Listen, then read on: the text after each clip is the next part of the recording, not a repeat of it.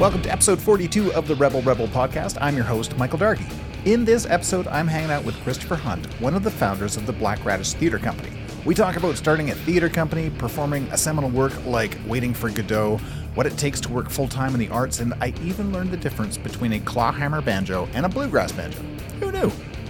Special thanks to our sponsors, Make More Creative for the Sick Studio and support, and of course the Friday Sock Company for making every day feel like a Friday, and helping our rebels step out into the world in style. You can get your own ethically made, purposefully mismatched socks at FridaySocks.com. I hope you enjoy your time with Christopher Hunt of the Black Radish Theatre Company. Well, I'm sitting here in Kensington Studio with Chris Hunt of Black Radish Theatre. Black Radish is brand new. Chris, however, is not. He's been around for a while. Chris, why don't you give us a little, snippet about sort of your life to date and coming up to Black Radish? Okay, I'm a farm boy from southern Alberta. Was born in High River. The farm was just outside Okotoks, and went to Okotoks for all my schooling. Went to U of C for 4 years. Started out in education, but quickly switched into fine arts drama and graduated there, and have been living here and working as an actor ever since. Sometimes director, a little bit of writing, but mostly acting in theater in Calgary and across the country and elsewhere when opportunities come up. Wow. And so a quick dive into your bio here. You've been doing this for like 30 years as a professional actor, which is outstanding. Yeah, I mean, I'm definitely not in it for the money. And, some years are better than others and some shows are better than others. But I feel pretty lucky to do what I do and have done it for this long, for sure. Yeah, that's great. And I think I want to say that you've worked with pretty much every theater company. Pretty much, yeah. And some that aren't around anymore, and hopefully some that'll start up in the future. So, yeah, it's a great town to do theater in, for sure. Yeah, that's great. So you were, explain to me, if you could, or to the listeners, Black Radish is a brand new theater company. Yes. And you guys are coming out hard with some Beckett for your bucket list. Yes. So I guess let's start first with why Black Radish. Tell me about the name. Tell me about the people involved. Tell me why. Okay, so it really all started with the play that as our first kind of bucket list show, the Beckett, Waiting for Godot, which for those people in theater, it's often a pretty seminal, important play, whether they read it in school or university, or they saw a production of it, or they were in one, or they did a scene from it, or they saw the movie, or they've heard about it. Yeah. It's one of those really important plays that came out in the 50s and kind of changed the landscape of theater at the time and ever since. And, it's a bit of a iconic play, and it's funny, it's existential, it's a good challenge for everyone on the team, actors, directors, designers, the audience. It makes you think about things that makes you feel. It's funny, it's smart, it's stupid. It's what great theater should be, to me anyway. It's moving, it's funny, it's emotional, it makes you think about things. Yeah. So, yeah, Andy Curtis and I have been wanting to do this play for probably 10 years or more. And every once in a while we'd get together to talk about it or read it or dream about which theater we'd love to do it at. Yeah. We tried pitching it to several different theaters. Nobody seemed to want to do it. And then a few years later, Duval Lang came into the mix, and then we started talking about, let's maybe put up our own version, but we all got busy with other things, so that never happened. Yeah. And then Tyrell Cruz was the fourth member of the team to join, and he had just been at the Stratford Festival and seen a production there and said, we could do a Calgary version of this play, a kick-ass version. We should just do it. Nice. And so he kind of kicked it up a notch, and he ended up getting the rights from the estate, and we were going to do it at the Vertigo Studio one year, and then that fell through. Then we're going to do it at C-Space, and that kind of changed, and now it's finally happening, and we're in the Grand Theater in April, May of this year, and it was originally just going to be that one play. We're just going to do Waiting. It was just, we're busy with our other careers, and let's just do this. Yeah. And then we thought, no, we have to have a company name if we're going to do it. We can't just be four actors. So we bandied around, what do we call ourselves? We didn't want to be too obtuse or too egotistical or anything, and Duval was the one who came up. We just went through the play of Waiting for Godot, and there's a scene where one of the characters is hungry, and the other one, they're two homeless tramps living out in this kind of no man's land. Yeah. And the one guy has a pocket full of root vegetables that he's stolen from, the farmer's field nearby, or who knows where he got it. And he's got radishes and carrots and turnips, and one of the radishes is black. And so that's where our name came from. And we thought it was specific enough to this play that means so much to us, but it's also kind of a cool image, Black Radish Theater.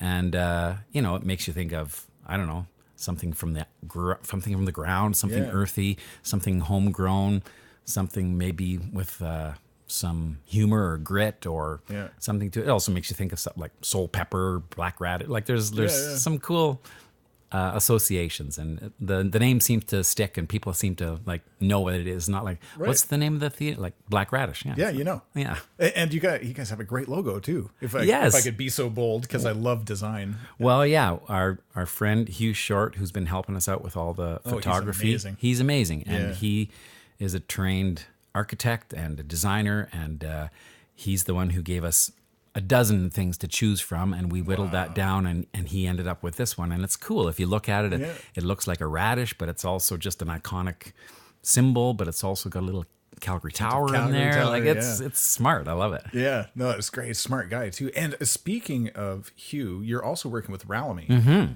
who's one of the best costumers I've ever worked with. She's amazing. And we went to university together, and she used to live in the basement suite in our house. So I've known Ral for a long time, and we're old pals. And so to get to work with her and Hugh on this is it's a dream team. It really is. How cool is that? Isn't that great? Yeah. I always say that Calgary is like one of the smallest big cities you'll ever be in. Yes. Right? Like it's weird that the tribe that sort of runs through Calgary. Yeah. Right? No, I acted in shows in university with Ralamy, and she's one of those amazing people that every 5 or 10 years seems to reinvent herself into the exactly perfect job for her. And this new one is no exception. She's the Costume Collective. I don't know if you've been in that space yet, but amazing. It's astounding. Yeah. A great resource for. She did, there's a couple posters in the studio across the hall there, but she did all the costuming for some films that we did, plays that we've been in.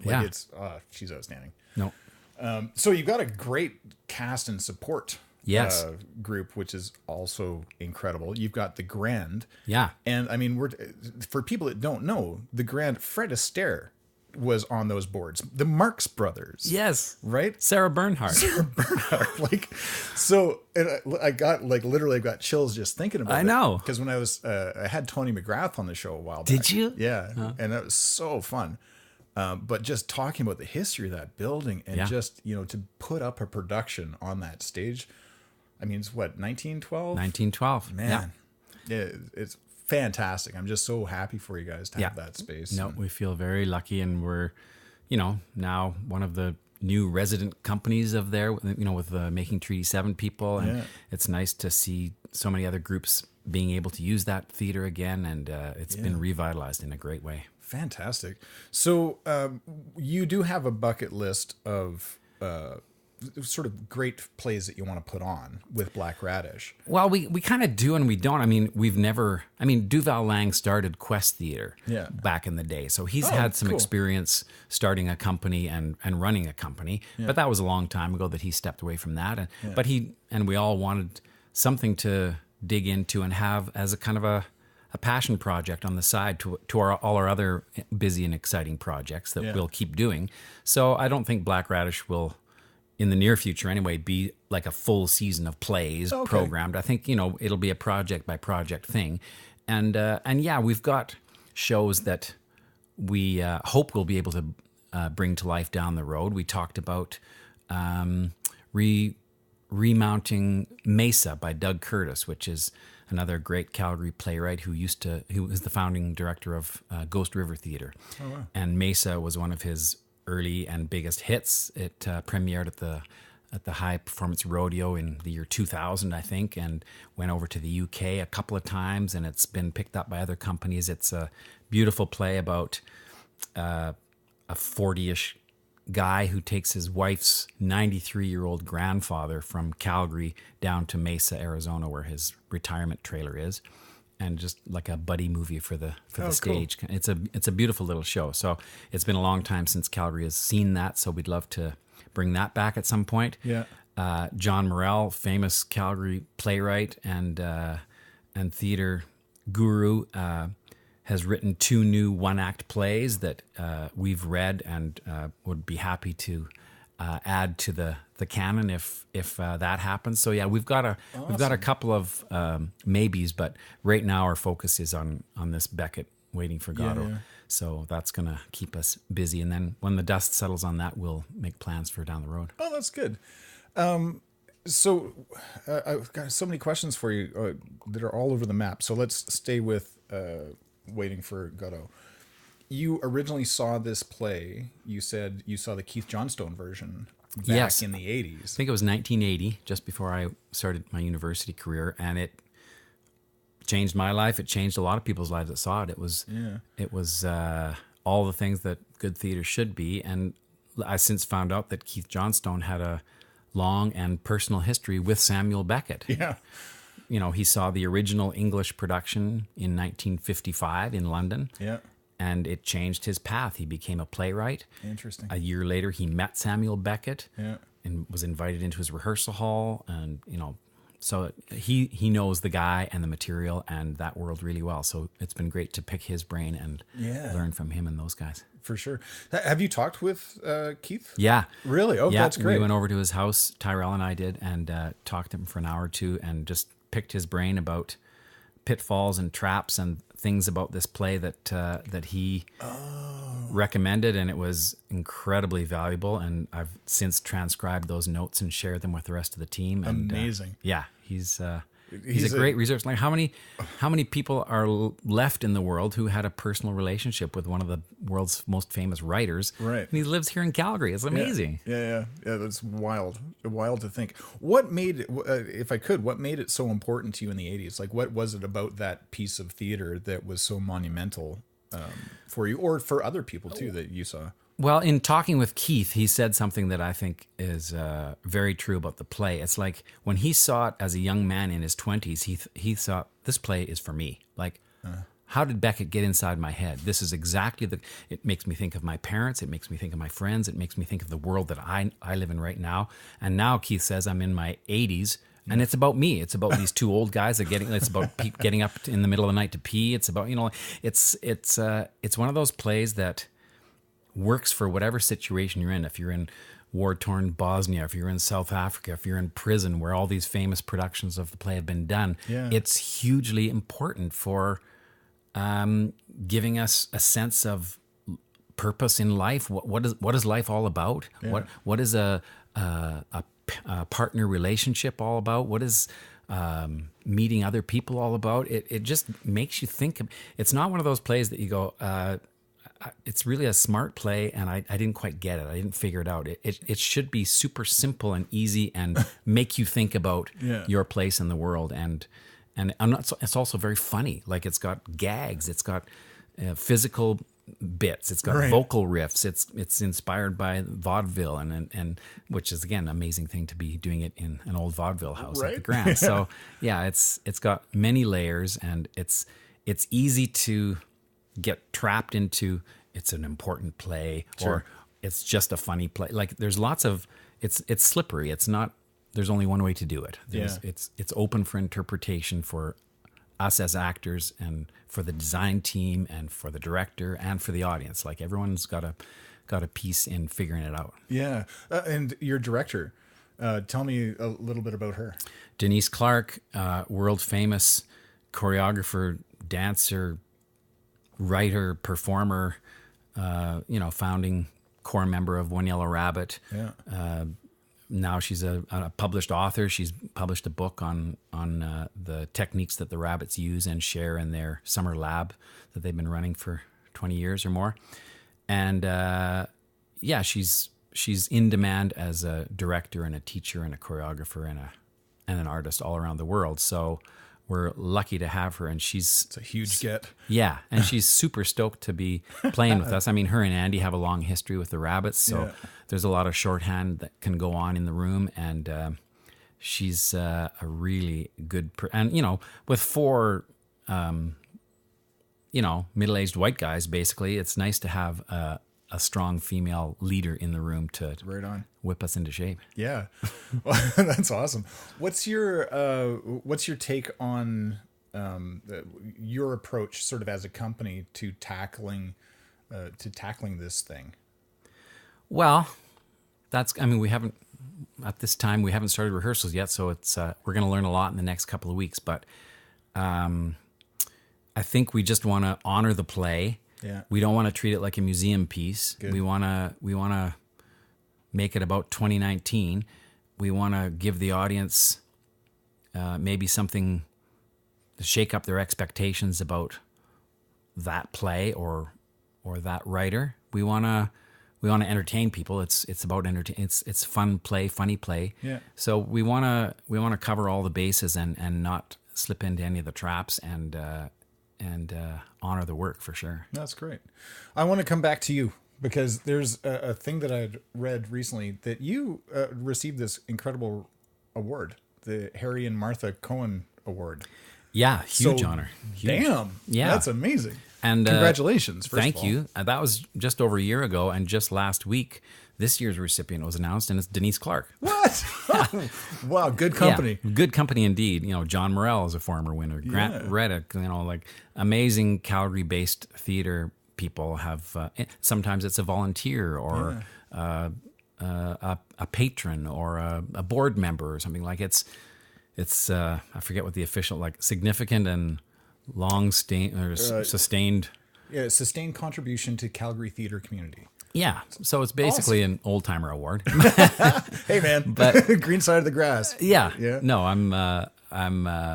it was an incredible honor, and I was humble. I'm not the most articulate guy, so that's I think why acting is a good fit for me, because it's usually some other people have written the words. I'm the delivery. Right. So when I have to get up there and speak, or even like now, just with my own voice, it's not my comfort zone, like being on stage in a part. Right. So, but yeah, that was a huge honor, and the longer you stick in any kind of business, if you're a nice guy and if you do good work, you can get rewarded sometimes, and it's a beautiful thing. That's nice.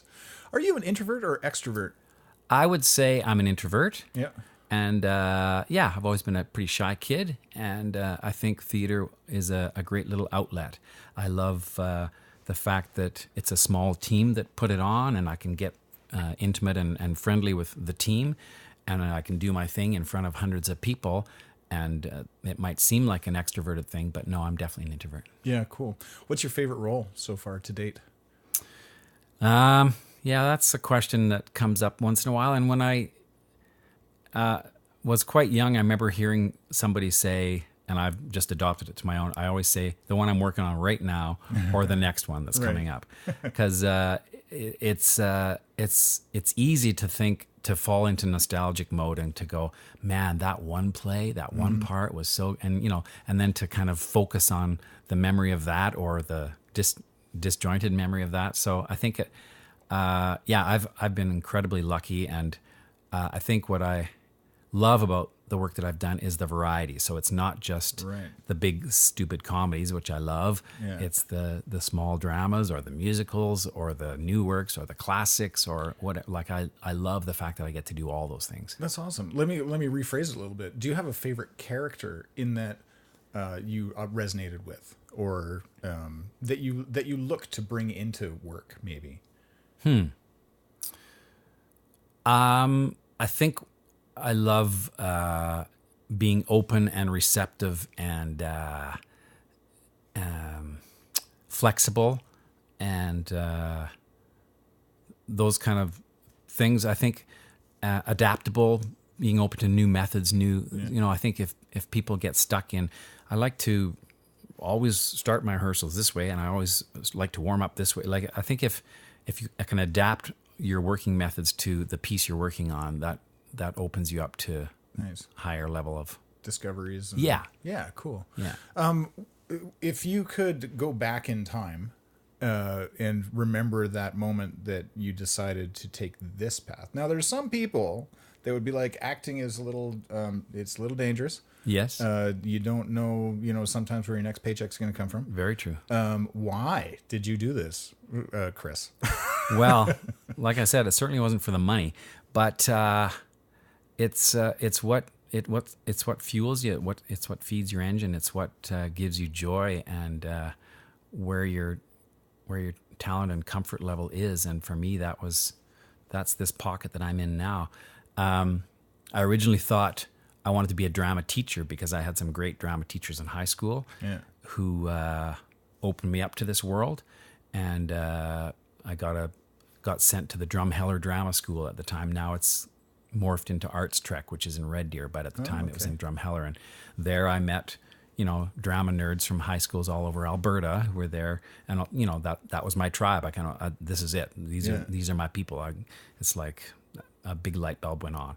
That's great. Went into university. I thought I wanted to be a drama teacher because I didn't think I had what it took to be an actor, and the drama courses were fueling me and feeding me and where I wanted to be, and the education courses were definitely not. So I switched my major, even though, I grew up the son of a farmer and a rancher, and he wanted a bit more stability in the career that I chose because, I was the only one that went on to a university education. My two brothers went to Olds College, and my sister took some other college stuff, but he kind of thought that with the marks I was getting, I should pick a career that had a little more stability and chance of steady income. But I think I slowly won my parents over with the kind of work I do and the joy that theater brings to me and to those who attend. So, and I've been lucky enough to live here in Calgary and buy a home and raise my kids and awesome. Live my life. And again, it's not for everybody. So, I wouldn't recommend it unless it's what you want to do. But if it's pulling at you. Yeah. Yeah. So that's my next question is like sort of what advice would you give to people that, because you must have had some trepidation at some point to be like, I don't know, right? Because you're a teacher, blah, blah, blah. Yeah. At some point you have to literally just decide that that's what you're going to do. How did you do that? What would you say to others that are like, I really want to be on stage full time? Yeah. Well, again, I don't think there's a right or a wrong path, but I think you've got to make it yours. So for me, like some years are better than others, and I've had to take secondary jobs to pay the rent or to feed my kids or whatever, and no shame in that. Although some people think, oh no, you got to just do that. So there's no right or wrong path. There's your path. And for me, that was staying here in Calgary. Other people have said, why don't you move to Toronto, LA, New York, right? Yeah, Vancouver, where? And well, sure, but no, Calgary's afforded me the life that I have now, and the work that I do, I get to work with people from those other places that come here to do shows, and that's awesome. And I get to go there once in a while to do a show or whatever. So those opportunities are great when they come up. But again, advice, I guess, be open, be friendly, talk to people. Like it's not about, like, there's a lot of ego in this business for sure. But for me, the fact that you get to know people, whether they're in the office at working the box office or backstage doing, costume, whatever, you get to know those people on a real personal level. Yeah. And that's your community. It's not all about the actor on the stage. Yeah. That's one part of it. Yeah, yeah. But if you can be part of that community, then and say yes all the time. Hey, we're doing this thing. Would you mind doing 5 minutes at a thing? Yeah, sure. Or can you come and do that? Yeah, for sure. And then, lo and behold, 30 years later, you decide to start a theater company, and then you can go, hey, can you tell me how you do that thing? And we need a thing for, and all of a sudden people go, oh, sure, of course I'll help you. Because, you've been a nice guy for 30 years as opposed to some asshole who just is thinking about themselves. So what are your thoughts on community theater in Calgary? Again, there's such a healthy scene there. There's lots of great people that do it. There's some amazing performers, and they're doing interesting work. There's so much stuff going on. Yeah. I don't know as much about it as a lot of people, but the people that I've worked with that do that stuff, like James Noonan, I just see on the report. So there's people that I know that do a lot more of that are super committed, and there's interesting work going on. And Right, yeah, yeah. it's shocking sometimes the weird stuff that comes out of the woodwork and how they put it together. It's it's amazing. It's Yeah. not like I love professional theater, obviously, and I love community theater. Like, Yeah. I love them both equally, maybe for different Yeah. reasons. I don't know. yeah. But yeah, No, cool. there's so much going on. It's great. Yeah. In your off time, what do you do? What are your hobbies? Lately, I've been learning Clawhammer Banjo. I'm sorry, what? What the hell's a clawhammer banjo? Well, How's that different from a regular banjo? it's the banjo itself is the same. It's the way it's played. So there's mainly two styles of banjo. Bluegrass banjo, which is where you wear the finger picks, Right. and it's, fast rolls and patterns and stuff, and it's the kind of Earl Scruggs or that world. Old time banjo is more clawhammer based, where it's Like percussion-y? more percussion-y, Okay. and the way you hold your hand is different. The way the music feels, it's just more on a porch as opposed to up in front of a big Interesting. bright stage. So it's it fits. It's gentler and folkier and a little more to my taste than the big, loud, brash, Right. fast, Right. brain hurting. Are you a Steve Martin fan? Yes, and he plays both styles. Yeah. So, and I was in New York a couple of years ago and saw the Bright Star, the musical that he wrote with Edie Brickell. That Wow. is opening next week at Rosebud. They're doing the Canadian premiere. No kidding. Yeah, of the How Steve cool. Martin musical. Yeah, he's a funny guy, great writer, great actor, and also an awesome banjo player. Yeah. Yeah. Weird. It's a weird thing. And so how long have you been working on clawhammer banjo? Well, I first learned to play a few guitar chords in university. So I was strum around in campfires or whatever, people playing, and that was fun for me. And then I think on my 30th birthday or Christmas, my wife got me a mandolin, and I started to learn that slowly. And then the banjo is the more recent weapon to my arsenal, and that's only been in the last couple of years. But there's a small but hearty old-time scene here in Calgary, and they have a great summer camp out in Sorrento. It's called Nimble Fingers, that runs like a summer camp for adults that want to learn bluegrass or old-time music. And so there's a nice little pocket that I enjoy That's fun. digging into when I have some time. Do you ever play somebody with a jug? I've never played with anyone with a jug. No, but that would fit in well for the right Or like a for the washboard? right song. Yeah. I don't know. Just thinking about all the old-timey instruments I could think of and throw them at you.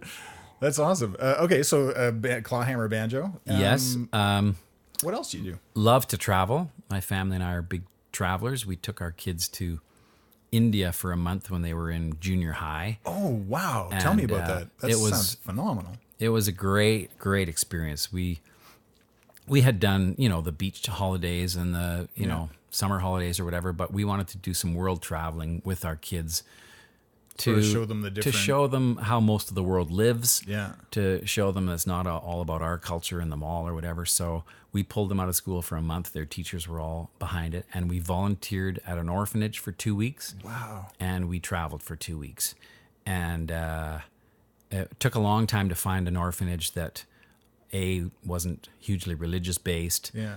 B, didn't charge an arm and a leg for the opportunity to volunteer. Wow. And C, that accepted kids and families. So once we found that, it was great. And it was an orphanage founded by a Canadian woman, actually, in Montreal.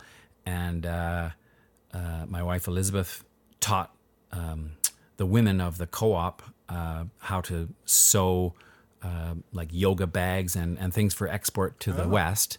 Cool. Because they had scraps from a sari factory. So it was a fascinating trip, and it opened our eyes as a family.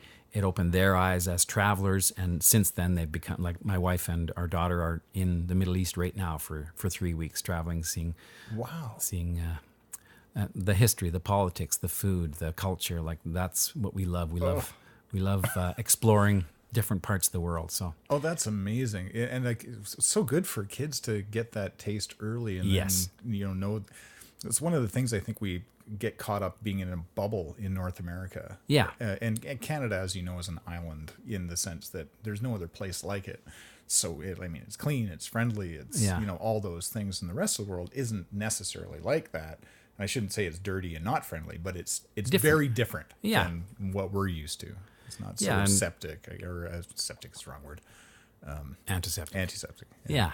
No, and for sure. And some people love to travel where they go into a big city and they stay in a hotel, like there's hotels here and there's food like there is here. And they, their comfort zone is a little smaller and that's fine. But for us, the more off the beaten track and the more, like my wife is, they're meeting people, they're staying with people, they're going to a wedding. They're like those kind of things you don't get when you're just visiting a country. Be part of the culture. Yes. Right. Or do you have a favorite place or a favorite story that you remember from your travels abroad? Well, we've taken some great trips lately. We went to Istanbul and Turkey. We went to Japan. We went to China. We went to Central America. We've done a couple of cities in North America as well. But we were in China for 3 weeks. So that was an amazing trip because which part? We were mostly in the north, and luckily we were traveling with a woman who grew up in China, so the language was easier. So she helped us, and again, got us into places that we wouldn't have normally. Amazing. And it's such a big country, though. I'd love to go back and see more of the South, but it's a big old world out there. Right? Right? So big. It's so exciting to go crawling around it. Yeah.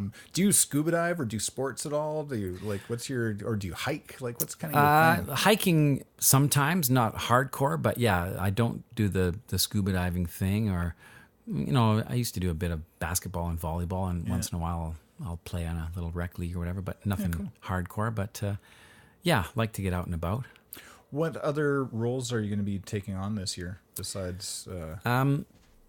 Looks like I'll be doing the first show at ATP, which is called The Wedding Party, a new Canadian script that is really funny, and we all play multiple characters. Oh, that's fun. So two of my characters are myself and my twin. So I play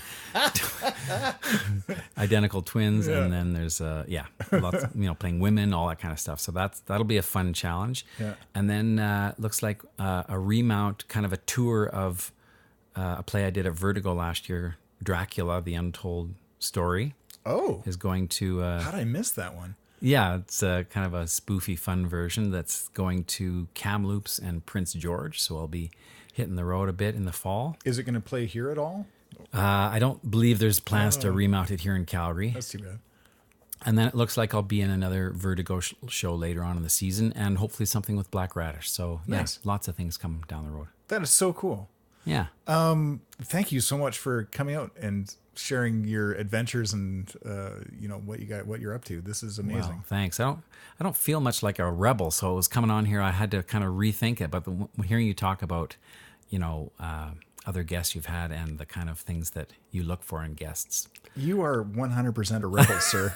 Like without question. And I'm thrilled because there's so many different kinds of rebels out in the world. Yes, there is. And you, sir, are unique and pretty kick-ass. Well, thank you. Thanks for having me. My pleasure.